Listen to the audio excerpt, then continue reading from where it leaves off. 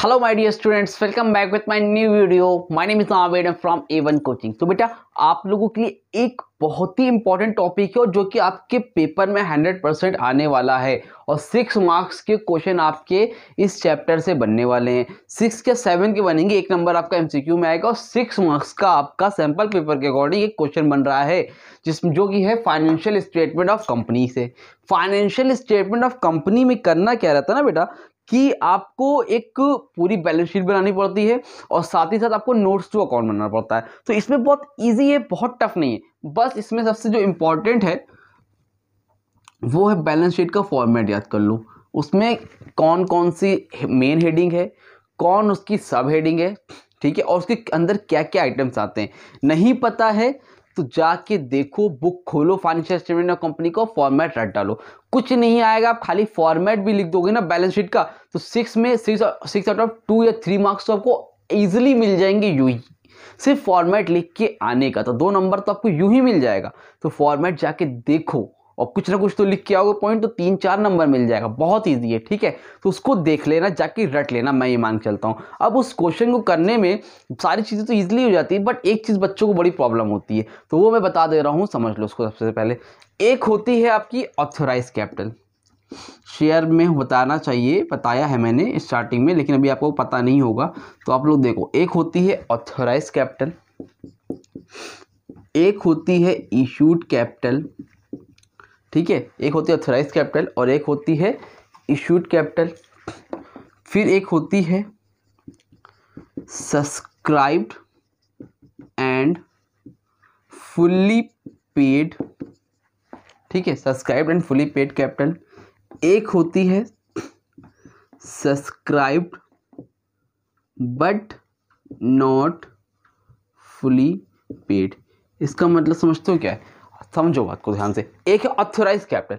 Authorise capital का मतलब होता है कि मान लो एक कंपनी है जिसका नाम है ABC। क्या नाम है कंपनी का? ABC। तो वो जो कंपनी है वो 1000 शेयर्स, उसमें जो भी दिया रहा है 1 लाख हो सकता दिया रहा है, 10 लाख दिया रहा है। एग्जांपल मान लो कि एक कंपनी है वो 1000 शेयर इशू कर सकती है। कितने इशू कर सकती है?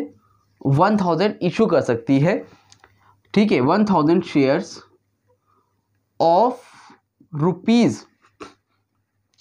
10 ईच, ठीक है। एक शेयर है वो 10 रुपए का है। कितने रुपए का? 10 रुपए का है और वो 1000 इशू कर सकती है। यह बात समझ में आ रही है? कितना इशू कर सकती है, किया नहीं है, कितना उसके पास राइट्स है कि वो इतना चाहेगी तो इतना कंपनी इशू कर सकती है। इशूड कैपिटल का मतलब होता है कितनी उसने इशू करी। मान लो उसने सिर्फ और सिर्फ 700 करी, भाई इसको ज़्यादा पैसे की ज़रूरत नहीं थी तो कंपनी ने 700 रुपये शेयर इशू किए।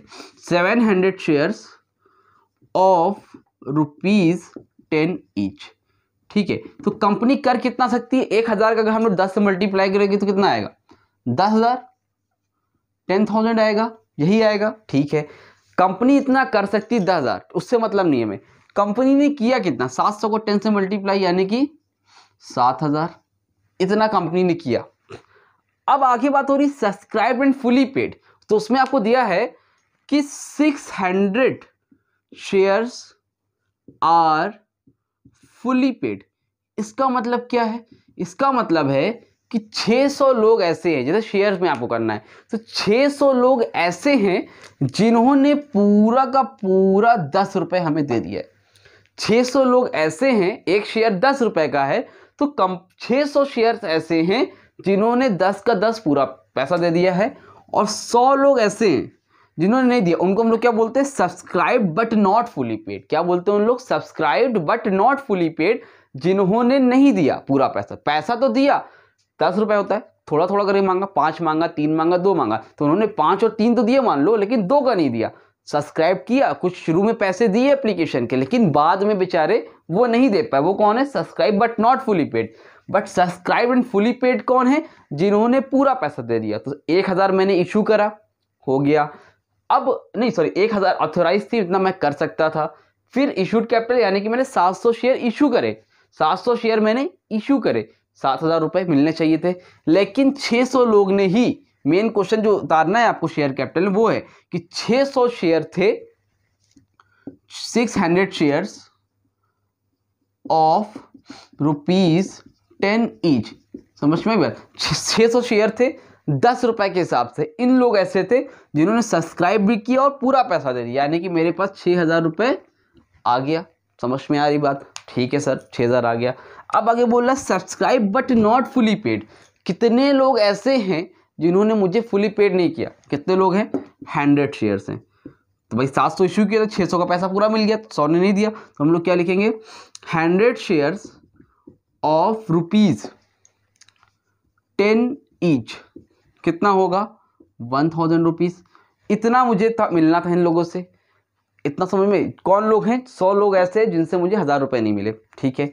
लेकिन उसमें बता रहा है कि उन लोगों से जो नहीं मिला वो मुझे 4 रुपये नहीं मिले। कितने रुपए नहीं मिले? 4 रुपीज़ नहीं मिले। यानी कि जो 100 लोग ऐसे हैं उनसे मुझे 1000 रुपये चाहिए थे।